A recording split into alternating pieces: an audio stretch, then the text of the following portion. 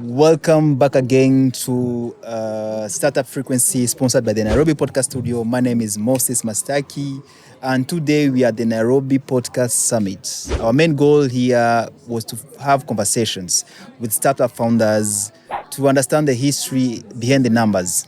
A recent study said up to 80% of African startups fail before their third anniversary. So our main conversation today is going to be around the startups and also just to answer a simple question. What does it take to have a successful startup? And today we have a beautiful guest. I'm going to let her present herself. All right. Thank you so much for having me here. My name is Kendi. I go by Kendi Njiru. I'm actually part of the organizing team that put this summit together. And this is actually the fourth one in a row. And it's really, really amazing. I am a social entrepreneur, a global event moderator, and just a few other things we do. I'm a content creator as well. And sometimes I stay behind the camera. Really? Yeah, I do. Okay. You'll be That's nice. surprised. I'm shooting a whole documentary on Web Nation. You should check it out. Okay. That's really me in a nutshell, professionally. Okay. So when you say behind the cameras, like a cameraman, director, because there's a lot of things going on behind the scenes. Even technically, also like I do interviews behind the camera. Okay. Okay. All of it, really. Thank you for accepting our invitation. Thank you for coming to our first season, our third episode or fourth episode, I think. Fourth episode, yeah. Awesome. Fourth episode, yeah. Thanks for having me. Yeah, like we just launched the podcast today. We were like, you know what, guys, we have to do something. Then we came up with the idea, and here we are, shooting our first season. Yeah. So, when you presented yourself, like there's a couple of things that you said that are really interesting. First of all, you said you are part of the team members or the organizations that brought all this to life. So can you just explain to us, like to our viewers, what was your participation? All right, great. I also do organize events. Okay. I take so much pride in just bringing people together, people with the same women with the same ideas and same thoughts. Just putting them in a room just to make sure that these partnerships are being made and collaboration that leads to long-term solutions. And so I really take pride in organizing events. And so basically just bring all these people here is what I did. Calling exhibitors, seeing like who would like to exhibit in this startup, just being able to identify who would benefit in this startup, because it's not really just about the summit for the 2 days. It's what goes beyond After today. the summit, what happens after the summit? What conversations are we still having after that summit? What collaborations or networks that you've made during the summit that you're going to use 2 weeks later, right? And so just being able to identify the people and exhibitors that could benefit in this is basically what we've been doing behind the scenes, which has not been easy, but here we are, and so far so good, and it's been an amazing 2 days. First of all, congratulations, for bringing all these people together, which is like, to me, like it's a really when I first saw the post, I was like, okay, I was a bit like skeptic because like I've participated like in events before, and I was a bit disappointed. So I was like, okay, how can we like leverage this opportunity? Right. And also us as a business and also like a podcast studio, because most of the time like people always focus on what they're going to get there. True. But they never focus on, okay, now what am I going to bring also onto the table? True. And like just like you said, the most important thing to me and also to our company is mostly like the type of collaborations. True. Whenever you go to events, you have to also focus not just on the income or just having new customers, which is good, like I have nothing against it, but also like collaborations, creating contact with people, connections with people, which is really important, just like you have mentioned. One of the other things that you mentioned is like you are a social entrepreneur. Yeah. Can you just explain to our guests, to our viewers, like what social entrepreneur is? Right, awesome. So I think people really know entrepreneurship, right? But there's And there's also like a bit of a thin line between entrepreneurship and what social entrepreneurship is. Okay. What social entrepreneurship is just is building an enterprise or an innovation or a creation that makes sure that as much as you're making income, there's also impact in the society. Okay. So you've sold, you've put together a company or a business that you're selling products or services, but how is it impacting the community? How is it impacting its people, environmentally, socially? How are you empowering the youth? How are you empowering women and children, right? And so when it comes to social entrepreneurship, making profit is really at the back of things. Okay. First of all, we empower people because people are the main resource, right? And without these people, this business could not really like be what it is. So if we are putting people first, it's basically putting people first before making the income. If that makes sense. Completely makes sense. Makes sense. Yeah. So because like one of the key factors, because I think these are conversations that most of the people, business owners, founders, have difficulties like trying to accept or integrate. Because for each and every business, a business is just built on workflow, like cash flow. Okay, you have to make money because with no cash flow, there's no business. But also behind the cash flow, there's also a team of people who are making that kind of dream come to reality. So I completely agree with you with on that point. Another thing, like yesterday, I went to one of the halls and they were having this kind of conversation about the social entrepreneurship and why is it really important for companies to focus on impact. Impact not only to the community but also to the people who are working in the organizations. True. Because like it's the team behind that makes successful companies. True. Right. You don't have a team, you cannot have a successful company. And do you think, like especially in the Kenyan market, especially in Africa, it's something like most of the entrepreneurs like have already integrated in their systems, or it's still like those kind of conversation each and every person is trying to avoid? Awesome. Great question. Awesome. So we actually just currently finished doing a research with the World Economic Forum on the state of social entrepreneurship in Africa. Okay. And the studies, the research showed that companies are really trying to like incorporate the social entrepreneurship bit of it into their businesses. So we did the research in a few countries, including South Africa, Ghana, Kenya. We had Ethiopia taking part in the research, and a few other countries, right? And so like there's very few people that making sure that this bit of entrepreneurship is being incorporated in the company, in the businesses. But also there's also a very big majority that avoid the conversation, as you're saying, right? And also there are people who are already doing the social entrepreneurship, but they don't even know if that's what they're doing. Exactly. Right? Yeah. There's a lot of businesses who are in the social entrepreneurship area, but they don't realize they are. So it's the conversation still being held. That is why like we also like have an annual conference called the Annual Africa Conference on Social Entrepreneurship, just to have these conversations to make to give the awareness to people that there's something that exists that's called social entrepreneurship. And so I believe that if social entrepreneurship is incorporated more into day-to-day businesses and lives, I think we're going to move better. Because if we're not putting people first, then I don't know. Because I've seen businesses, I've worked in companies where the money is the end goal, right?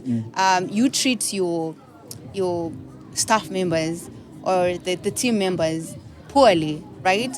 But I don't know. I always think it's a mind game. You know, just show people that you care about them and see what they're going to do for your company. If you don't put me first, if you put money first, money that I'm bringing on the table, then we're not helping each other. And one thing that I believe is that an employee and an employer, it's a partnership. There's nothing like, oh, I am the employer and I'm employee. And I'm just glad that I'm working in a space that, you know, there's no such hierarchy. We're all a team.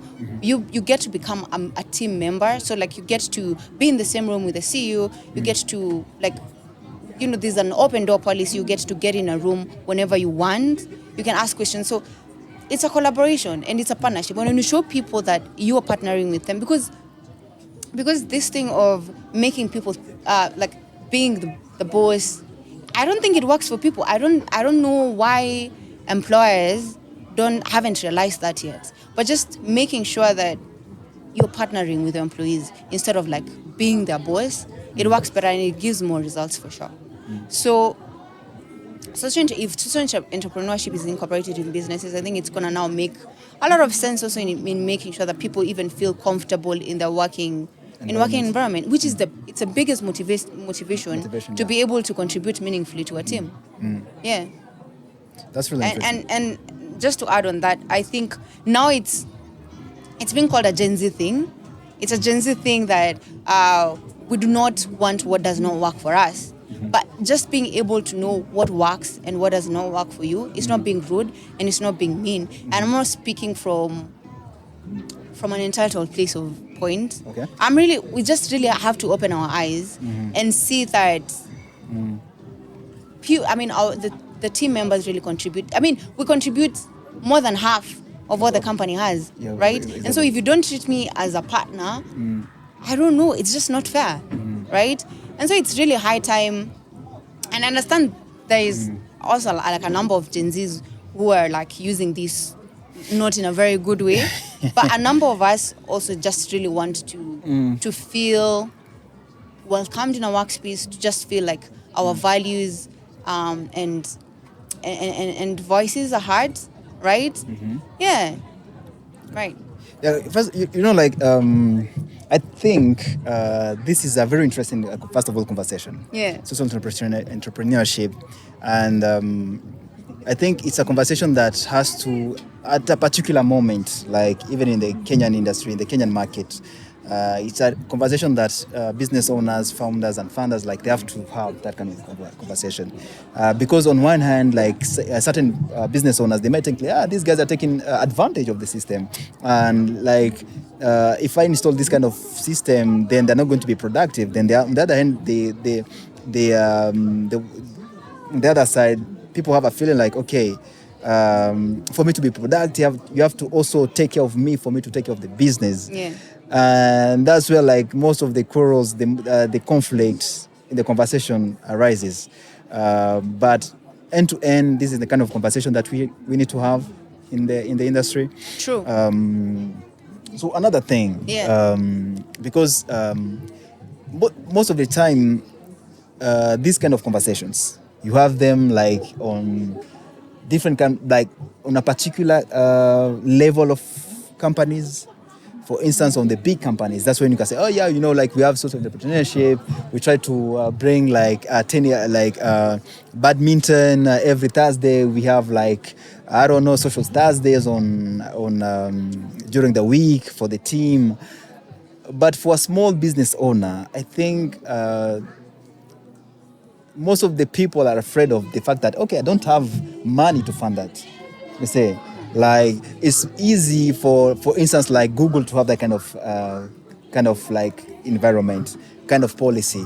But when you work with a small business owner, they're like, I would like to have that, but unfortunately, like, it's too costly.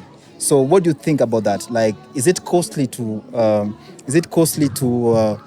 integrate that kind of system, or business owners, they have a lot of things to earn from that?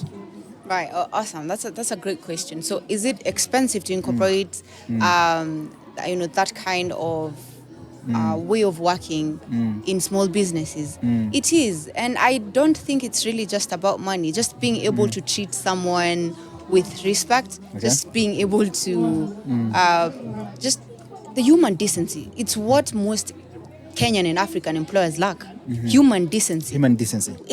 What's human decency? What's human decency to you? Human decency for me, for example, in workspaces, just being able to. Sometimes people, I've had people talk, and some of the people I work with, and they say they've worked in organizations where they've never even met the CEO. Really? Yeah. They don't know who are up there. Every time you try to have a conversation with someone in the management, you have to wait for weeks. You just don't find them. I don't know. Like, it's just very, like, why do you think we cannot be in the same room, right? Why can't we have tea together, for example? Why? I mean, and I don't know. There's just like there's a gap. There's a gap in the employment sector, right? And of course, like with so much corruption in the workspaces also in Kenya, let's not even get into that. But if you can't if you don't sleep at night, or like rather you spend a weekend and you don't want to go back to work on Monday, you're like Monday morning reaches and you're like, oh my God, I have to go back to work. That is what we need to change. Why can't you just make someone feel it's your job, it's your business at the end of the day?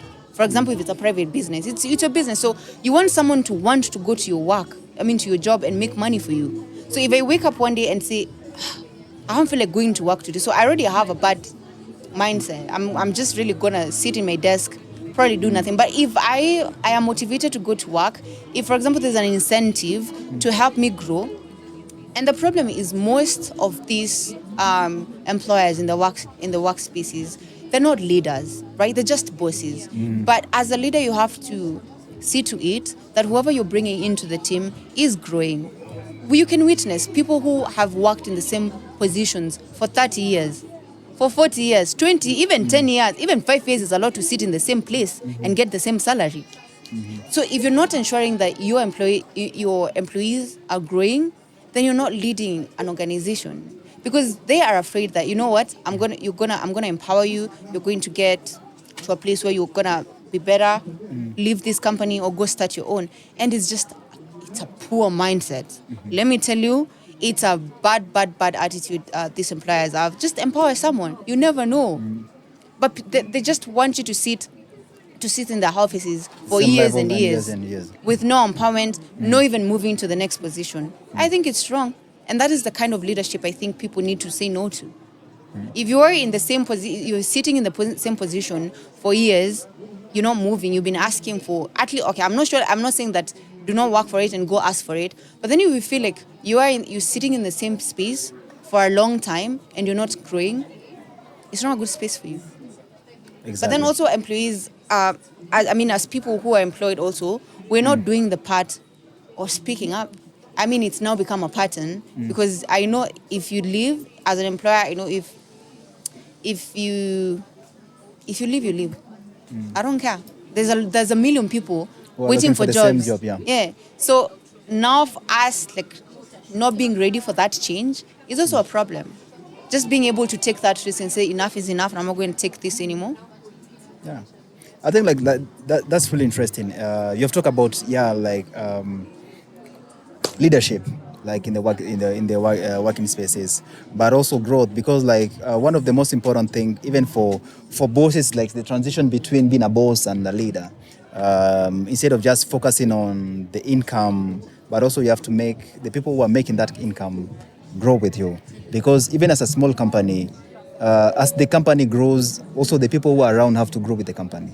Yeah, I do believe that. And just as a parting shot, like, you can look at that camera. No, you can look at this camera. This is your camera. Right. You can just look at this camera and tell us, like, one word, like just a couple of words before leaving. Right. Let me think. I feel like I have a few, but what I can leave you with, what I have recently made peace with, very personal for me, and I think I really want to share it, is that you're your biggest resource. I am the biggest resource that I have. And if you look at it that way, your life is going to change. In terms of everything you want to do in life, everything you want to achieve, you are the biggest resource you have. Just having a stable mental capacity, just being able to wake up healthy, just being able to be healthy, be able to move from one point to another, when you're feeling okay, that's the whole point. Because then I think we've lost it along the way, and we've stopped taking care of ourselves, chasing the bigger picture. It doesn't get bigger. You're gonna chase that. It's never get bigger. Hey, what are you chasing if you don't have a stable mental capacity? If you don't have, if your health is not okay, if you're not physically healthy, mentally healthy, there's nothing much you can do. Those trips really require you to be healthy, mentally and physically. That promotion requires you to be in a good state of mind. So you want to sleep to to work day and night, you will get the job, but then what happens next? Exactly. So my takeaway from what you can take away from me is you're your biggest resource. So take care of you, put yourself first before going for anything else. When you don't wake up in the morning, all the dreams are gone. That's true. If you wake up sick, you're not going to that job. So take care of you. Yeah. Right. Yeah, completely agree. Like the most valuable resources that you have is yourself first of all. Right. And also like your mindset, like your how do you call this? Mind or Mental health. Mental health. Mental health. Thank you. Mental health. Your mental health is really important. So thank you again. And this was Startup Frequency, sponsored by the Nairobi Podcast Studio. And till next time, and it's a wrap. Thank you so much. I enjoyed the conversation so much. Yeah, I really Hope enjoyed we it. have more. I hope we get more time. Yeah, we should get more time next time.